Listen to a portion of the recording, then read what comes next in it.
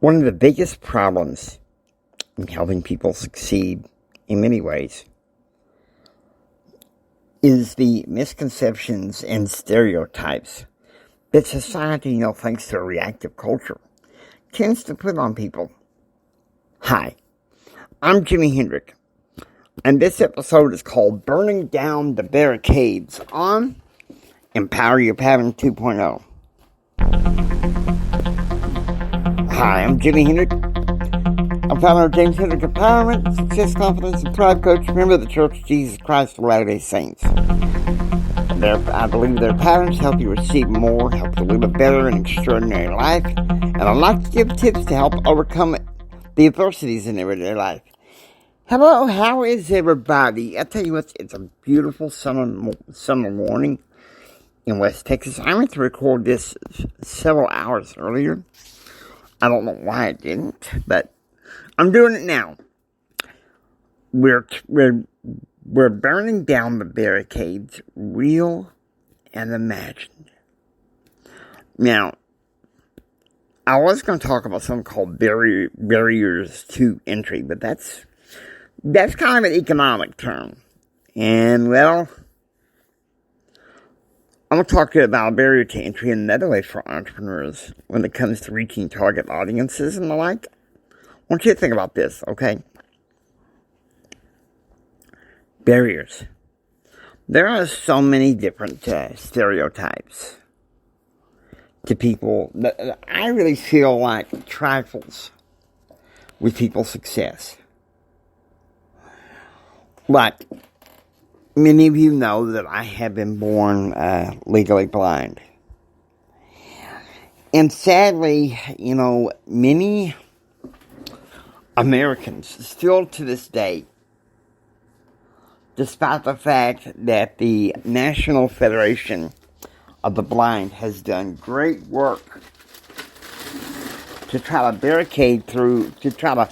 burn down the barricade of misconceptions for blind people. Some of the misconceptions and stereotypes and stigma are really there. And so, among them is, blind people only date blind people. Now, that is not specifically true. I mean, my first high school sweetheart, she could see. She had a disability, but she could see.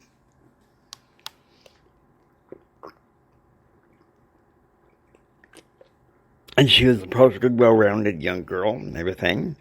Things worked out pretty well with me and her. But then, I don't know, it's like the stereotype. Blind people only date blind people. Or here's another big no-no. Blind people only associate with blind people. Really and truthfully, when I went off to college at Texas Tech, I did my best to basically, shed that label. Yeah, I roomed with a blind guy the second semester of my first transfer year at university as a junior. But it was a mistake rooming with him. Not because he was blind, but because he didn't take his studies seriously. Ended up dropping out. That was Charlie Nation. You heard me mention Charlie Nation.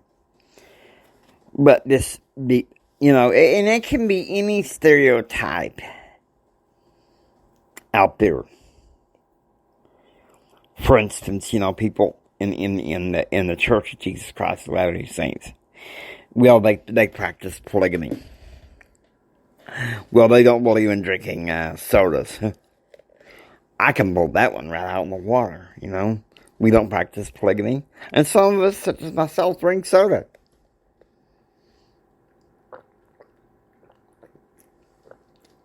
The problem is our reactive culture wants us to believe stereotypes.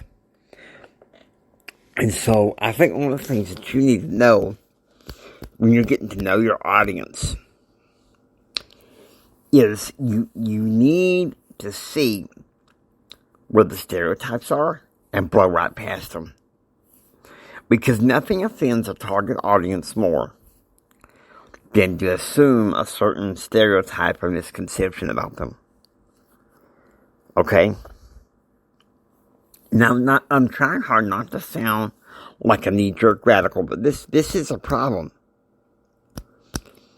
This is a legitimate problem.